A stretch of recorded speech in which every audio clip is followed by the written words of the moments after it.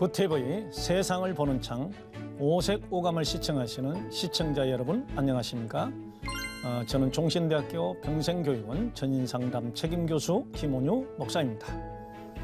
오늘 여러분들에게 지난번에 이어서 두 번째로 분노에 대하여 한번 강의를 나누고자 합니다.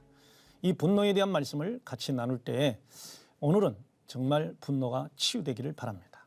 그래서 온유하고 겸손한 예수님의 성품을 가지고 복음을 전하며 교회가 평안해지며 여러분의 가정이 행복해지기를 바랍니다. 여러분의 분노의 수준은 어느 정도 될까요? 오늘 이 화면을 보시면 잠복적 분노인지 폭발적 분노인지 병적 분노인지를 볼 수 있습니다. 자가 진단이 가능합니다. 한번 보시고 이 분노의 해결 방안을 우리가 함께 나누면서 하나님 앞에 기도하도록 그렇게 하겠습니다. 잠복성 분노가 있습니다. 여러분 이 잠복성 분노에 대해서 여러분 생각 한번 해보시기 바랍니다. 이 잠복성 분노를 우리는 이제 C형 분노라고 하거든요. 참고 참는 분노입니다. 첫째, 여러분은 나는 결코 화를 내지 않으려고 얘를 쓴다. O, 세모, X 이렇게 할 수 있겠지만 한번 OX로 한번 생각해 보세요. 두 번째, 다른 사람이 화를 낼 때 긴장한다. 세 번째, 화가 났을 때 죄책감을 느낀다. 화내는 자체가 죄책이 느껴지는 거죠. 네 번째, 부탁을 받으면 들어주겠다고 대답하지만 곧잘 그 사실을 잊는다. 예, 알겠습니다. 하지만 나중에 할게요. 대답합니다. 그러나 그 일을 실행하기가 쉽지가 않습니다. 사람들이 나에게 화난 것이 틀림없는데 그 이유를 모르겠다. 자, 다음으로 넘어가겠습니다. 아무런 이유 없이 질투심을 느낀다. 여덟 번째, 나는 다른 사람들을 그다지 신뢰하지 않는다고 생각한다. 아홉 번째, 가끔 사람들이 나를 난처하게 만들기 위해 따돌린다는 느낌이 든다. 네, 이 9가지에 4개 이상, 5개 이상이면 잠복성 분노가 있다고 볼 수 있겠습니다. 물론 거기에 등간척도라고 그래서 리커트 척도라고 그러죠. 예, 아니 그렇습니다. 조금 그렇습니다. 매우 그렇습니다. 이렇게 대답할 수 있겠지만 그저 간편하게 여러분들의 분노 수준을 그리고 또 분노 유형을 진단하는 것이 되겠습니다. 그 다음에 폭발성 분노를 우리가 볼 수 있습니다. 이거는 이제 혈기라고 말을 하는데 그 혈기를 내는 분노를 지금 이야기하는 겁니다. 여러분의 분노 유형은 무엇일까요? 자, 나는 실제로 빠르게 분노를 느낀다. 화가 났을 때 말보다 행동이 앞선다. 물건을 집어 던지거나 아니면 소리를 지르거나 아니면 폭력적인 행동을 한다. 세 번째, 화가 나도 금방 가라앉는 편이다. 금방 화내놓고 재밌는 얘기로 화 풀어. 나는 뒤끝이 없어. 이렇게 말하는 사람. 많이 얄밉죠. 그런 편이다. 네 번째, 사람들이 나를 비난할 때 대단히 화가 치민다. 예, 자기 수치와 자기 열등감이 직면을 당할 때는 그 사람에 대하여 굉장히 감정이 상한 편이죠. 나는 쉽게 상처받고 지나치게 과민 반응한다. 예, 다른 사람으로부터 예민하다는 이야기를 듣게 되죠. 여섯 번째, 내 자신이 싫어질 때 화가 난다. 자신에 대한 분노가 많은 사람이죠. 자, 내 자신이 싫어질 때 화가 난다. 그 다음으로 한번 볼까요? 내가 원하는 것을 얻기 위해서 곧잘 화를 낸다. 자기가 원하는 대로 되지 않으면 막 다른 사람에게 화를 내는 그런 이야기를 하는 거죠. 그 다음에 여덟 번째, 화를 내서 다른 사람들을 위축시키려 한다. 예. 다른 사람들이 내 말을 들어주지 않거나 타인이 좀 내 마음에 들지 않을 때는 그냥 화를 내서 그 사람을 억압할 수 있는 그런 성격을 가지고 있다는 거죠. 그 다음에 아홉 번째, 화가 나지 않을 때도 화가 난척할 수 있다. 이걸 우리는 연극성이라고 그러거든요. 이 연극성 인격장애가 있는 사람은 항상 자기의 얼굴 색깔을 바꿀 수가 있어요. 예, 그리고 연극성인데 이 연극성 분노가 있느냐. 이 9가지에 속한 사람은 예, 분노 유형이 폭발적이라 이렇게 볼 수 있습니다. 재밌는 이야기라고 가까이 하기에는 머나먼 당신입니다. 그 다음에 다음으로 넘어갈까요? 병적이고 만성적 분노, 이거를 분노 중독이라고 합니다. 중독이라고 하는 것은 병적이어서 그렇게 하지 않으면 정체성에 손상이 오고 힘들어하는 그런 사람인데, 이 병적 분노는 가끔 흥분을 자극하는 행위로 인해 화가 난다. 예, 자기 자신에게 흥분을 자극시킵니다. 일부러. 그러면서 화를 냅니다. 그 다음에 두 번째로 화가 날 때 오는 강한 느낌을 즐긴다. 예, 중독이라고 하는 것은 그 짜릿한 순간을 즐기는 거거든요. 세 번째, 화가 나면 통제력을 잃는다. 예, 화가 나고 나서, 화를 내고 나서 그 다음에 폭발을 하고 나서는 자신이 왜 화를 낸지도 모르죠. 그리고 그 화가 어떤 종류도 모르고 자기를 옳다고 생각하는 반사회적인 분노를 말합니다. 그 다음에 네 번째가 있어요. 언제나 화가 난 것처럼 보인다. 그 사람 옆에 가면 언제든지 화가 난 것처럼 보인다. 화를 내는 습관을 버릴 수가 없다. 언제든지 화를 낸다. 여섯 번째, 별 생각 없이 화를 낸다. 그냥 화를 낸다. 마치 알코올 중독과 같아요. 그냥 마신다. 그냥 장취, 오랫동안 취해 있다. 이런 것처럼 그저 분노에 취해 있습니다. 일곱 번째, 나의 의견을 변호할 때 몹시 화가 난다. 여덟 번째, 다른 사람이 가벼운 벌로 때우려 하는 것에 분노를 느낀다.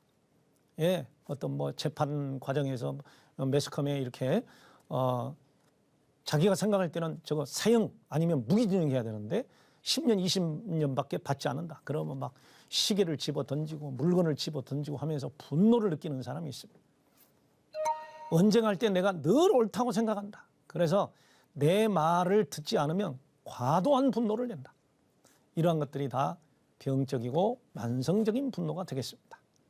많지는 않겠지요만은 혹시 이 프로그램, 이 방송을 보면서 내 자신이 바로 저런 사람이다 생각할 때는 이 세 가지 종류 다 치유가 필요합니다.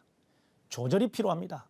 하나님 앞에 정말 엎드려서 성령의 능력을 받지 않고서는 치유가 될 수 없습니다.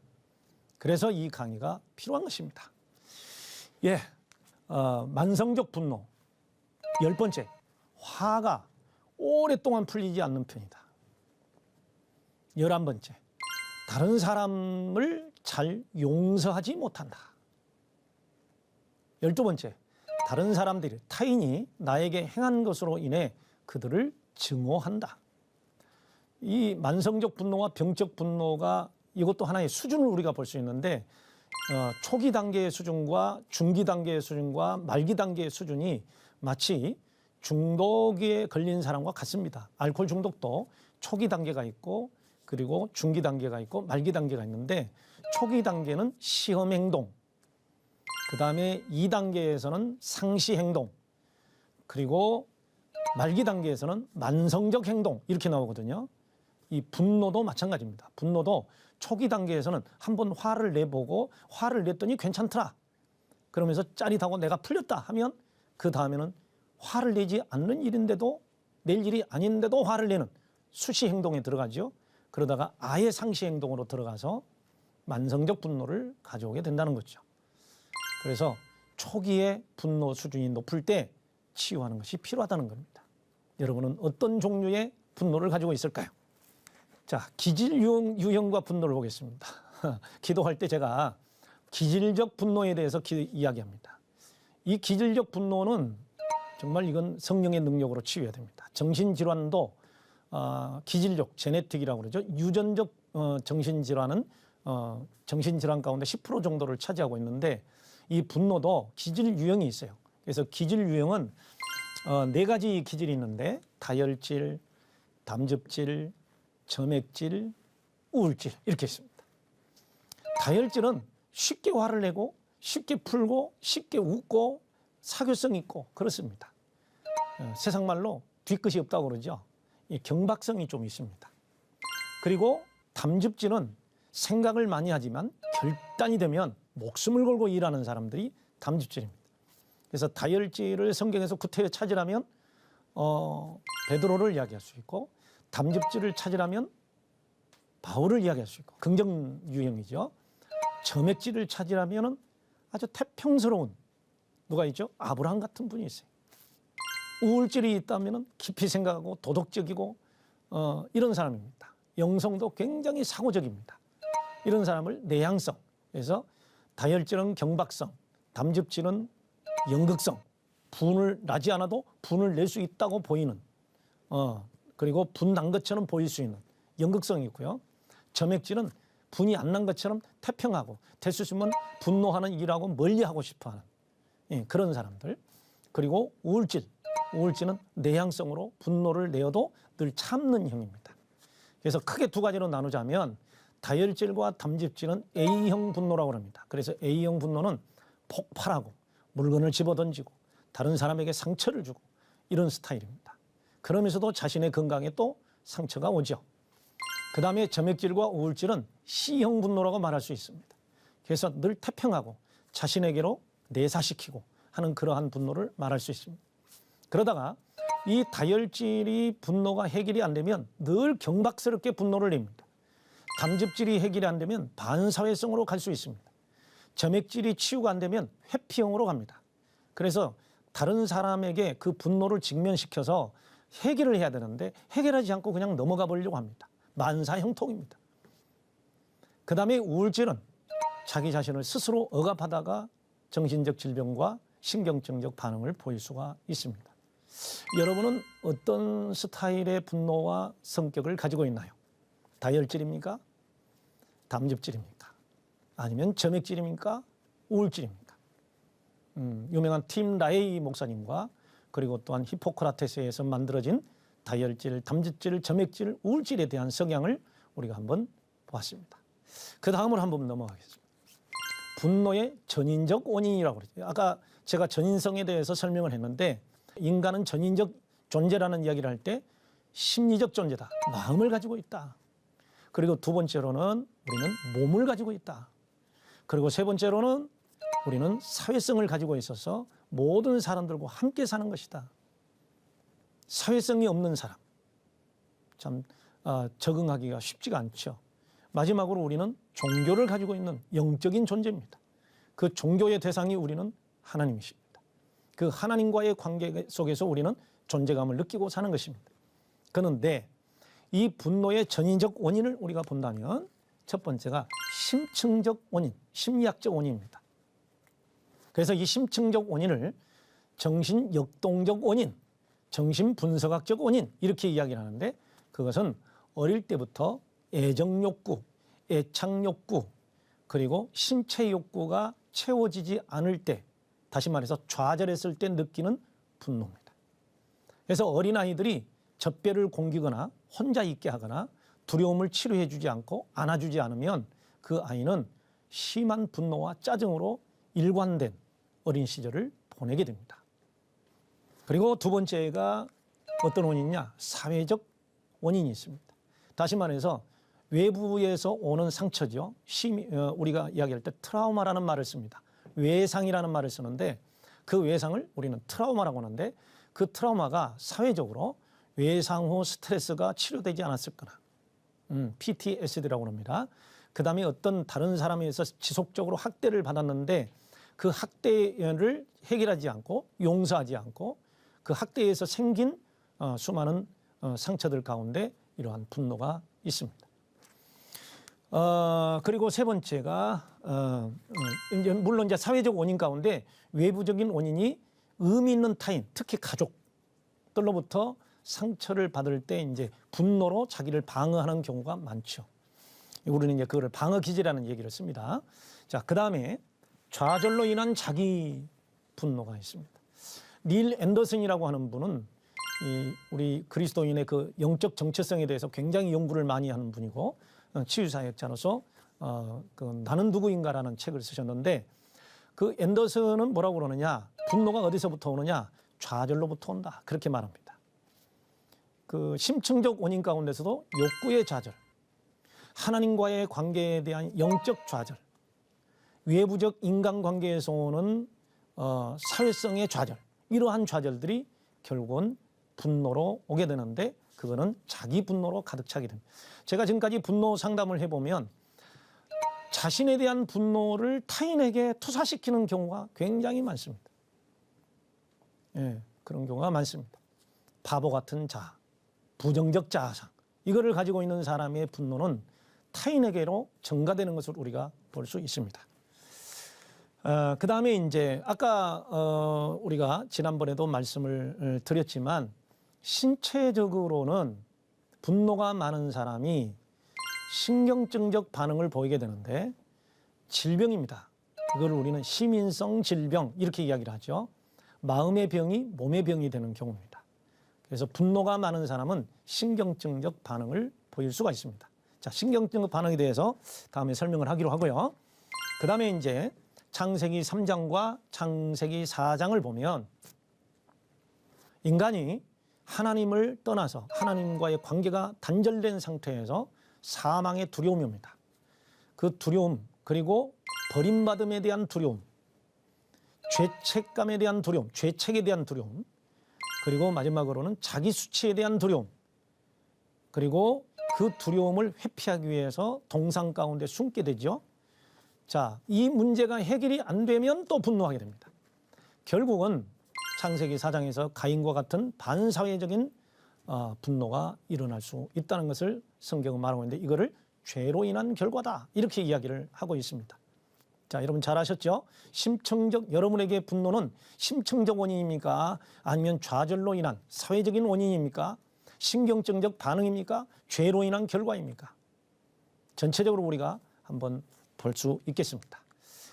자, 그러면 분노를 치유할 때 이거는 이제 특별하게 다른 분들은 어떻게 하는지 모르겠지만 제가 지금까지 치유 사역을 하면서 또 상담을 하면서 한번 그 분노를 직면시킬 때가 있는데 그 직면시킬 때 일어나는 신체 현상이 있어요. 신경계통에 문제가 생겼을 때 오는 영적인 현상과 신체 현상을 우리는 이제 소마토폼이라는 말을 쓰는데 신체형 장애가 드러납니다. 첫 번째 어떻게 드러날까요? 떨림 현상이 옵니다. 분노를 직면해서 무의식에 있는 분노를 직면할 때 그동안에 참고 살았던 것이 온몸이 떨립니다. 그리고 얼굴에 홍조 현상이 나타나고 목이나 얼굴에는 붉은 반점이 나타나기도 합니다. 그 다음에 두 번째로는 기침을 하게 됩니다. 심한 기침과 구토를 하게 된 것을 볼 수 있습니다. 그리고 어느 정도 떨림이나 기침 현상이 끝나가면 그 분노의 마지막 단계에서 하품을 수없이 하게 되거나 그 다음에 트림이나 좀 재밌는 말로 방귀가 나오는데 재밌게 현상이 나타나는 경우가 있어서 어쩔 줄을 몰라 하는 사람도 보았습니다. 그 다음에 어떤 사람은 자기도 모르게 소리를 막 지르게 됩니다. 욕을 하면서 소리를 지르기도 하고 나에게 상처를 준 대상에게 그냥 막 소리를 지르면서 복수에 가득 찬 그러한 소리를 지르는 현상을 볼 수 있게 됩니다. 이런 거를 보면 사람들이 귀신 들렸다, 영적이다 이렇게 말하는데 물론 영적인 부분도 있을 수는 있지만 제가 볼 때는 거의 많은 부분이 상한 감정을 억압돼 있다가 그 감정이 신체와 정서적인 현상으로 나타나는 신체화 현상이라고 우리가 볼 수가 있습니다. 기타 여러 가지가 있겠죠. 자, 그 다음으로 넘어가겠습니다. 분노와 신체형 장애에 대해서 두 가지로 우리가 크게 볼 수가 있는데요. 하나는 가성 발작이 있고 두 번에는 진성 발작이 있어요. 그래서 정신과 질병이나 신경과에서 볼 때 가성 발작은 가학으로 인한 감각 반응을 말합니다. 그래서 돌아다니는 통증이 있고 그 다음에 두통과 현기증이 일어나고 공황 발작처럼 막 숨을 못 쉬고 죽을 것 같은 현상에 시달리게 되는 것을 우리는 가성 발작이라고 합니다. 이것은 뇌전증하고 다른 것입니다. 그러나 진성 발작이 있는데 그 진성 발작은 이 뇌가 그 전기 파동이 이상 현상이 생겨서 쉽게 얘기해서 간질이라고 그러죠. 이 간질 현상이 나타난 것을 우리는 진성 발작이라고 할 수 있습니다. 자, 그러면 분노를 어떻게 치유할까요? 요한일서 1장 9절에 보면은 자신의 분노 형태를 일단 진단해야 되는데 우리는 이거를 고백한다라는 말을 씁니다. 그래서 분노 형태를 진단하는 거 하고 고백하는 것입니다. 주님, 저는 폭발성 분노를 갖고 있습니다. 그래서 인간관계가 너무 힘이 들고 제 자신도 힘이 듭니다. 이렇게 고백하는 것이고요. 그 다음에 자신의 감정을 고백하는 것입니다. 상담자 내지는 기도할 때 모든 사람에게 나의 감정이 지금 이런 감정이 있다. 분노한다. 화가 난다. 많이 화가 난다. 그리고 자기 자신의 전인 상태를 고백해야 됩니다. 상태를 고백하라. 지금 나는 몸이 아프다. 돌아다니는 통증이 있다. 편두통이 있다. 화를 내고 나면은 온몸에 몸살이 온다. 화를 내고 나면은 막 기침이 나오고 고통스럽다. 화를 내고 나면 그날 밤에 악몽을 꾸거나 잠을 못 잔다. 이런 경우가 있다. 그리고 이러한 분노를 안겨준 것을 진단하고 나면 반드시 나에게 분노를 안겨준 대상이 있습니다.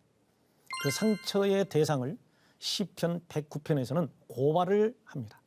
시편 기자 다윗은 하나님 앞에 내가 저들을 사랑하지만 저들은 나를 미워합니다. 나는 저들을 용서하고 저들을 위해서 기도했지만 그 사람들은 나에게 상당히 해를 끼치는 그런 고통을 주었습니다. 하나님 어떻게 하면 좋을까요? 하면서 상처의 대상을 고발하는 것을 볼 수 있습니다. 심지어는 막 저주를 하죠. 근데 성경에 보면은 내가 저주해서 저주받는 경우는 거의 없습니다. 우리 예수 믿는 사람은 저주를 해도 저주가 가지 않습니다. 오히려 축복을 하면 축복은 2배로 내게 돌아오고 모든 사람에게 복을 안겨주게 되는 일들만 있죠. 그래서 내 감정을 고백하는 것입니다. 그리고 하나님 앞에 회개 기도하는 것입니다. 나는 이 분노가 많아서 하나님 앞에 죄를 짓고 사람들 앞에 덕을 세우지 못한 것에 대하여 회개합니다. 그 회개에는 가족 상태의 고백도 들어갑니다. 우리 가족들은 이러한 기질을 가지고 있어서 쉽게 화를 내고 쉽게 힘들어하고 이런 경우가 많이 있습니다. 주님, 우리의 유전적 분노를 주님 앞에 고백합니다. 이것들이 다 회개기도입니다. 그리고 항상 사람들은 자신의 어떤 감정을 계속 직면을 하게 되면 그 감정 상태가 억압되어 있다가 해결이 되기 때문에 분노의 상태를 늘 점검하면서 하나씩 하나씩 주님께 기도하게 될 때 이 분노가 치유되는 것을 우리가 볼 수 있습니다. 여러분은 어떻게 생각하십니까? 지금 이 분노의 치유에 대해서 고백을 할 수 있는 지금 그런 자세가 되어 있습니까? 아니면 지금 제가 이런 강의를 하다 보면 이런 또 말씀을 같이 전하다 보면 그것은 다 집사님, 그것은 다 내 가족의 누구 이렇게 말하기 쉽거든요. 그러나 아까 분노의 상태를 우리가 점검을 했을 때 내 자신을 돌아보면 내가 보일 것입니다. 자기 분석이 없는 회개는 회개가 아닙니다.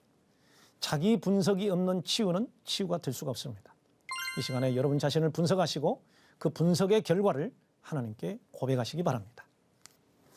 예, 이렇게 기도해 보시겠습니까? 항상 우리는 죄에 대해서 3가지 틀을 가지고 우리가 고백을 해야 됩니다. 요한일서 1장 9절에서 죄에 대해서 사도 요한은 이렇게 말씀하고 있습니다.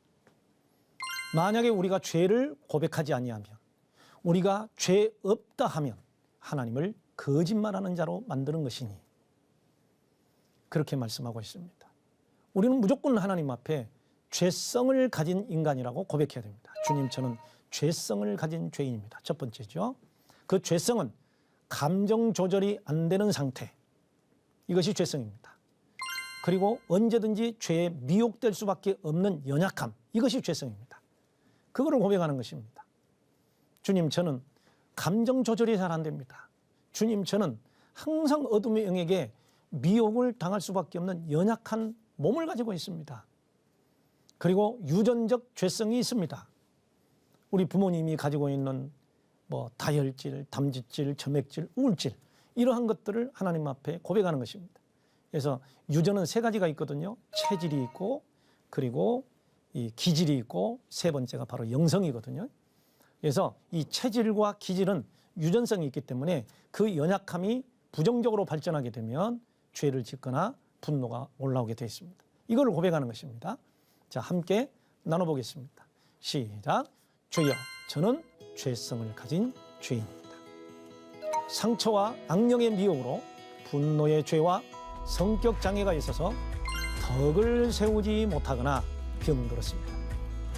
이 분노로 인해 폭력과 싸움과 갈등의 악을 행하였습니다.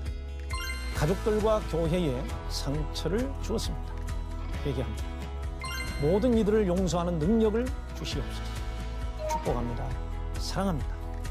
나의 허물을 위하여 대속하신 예수님의 이름으로 기도합니다. 하나님의 말씀으로 세상을 이해하고 바라보는 마음의 창이 여러분 안에 열리기를 소망하며 이 시간 마치겠습니다. 감사합니다.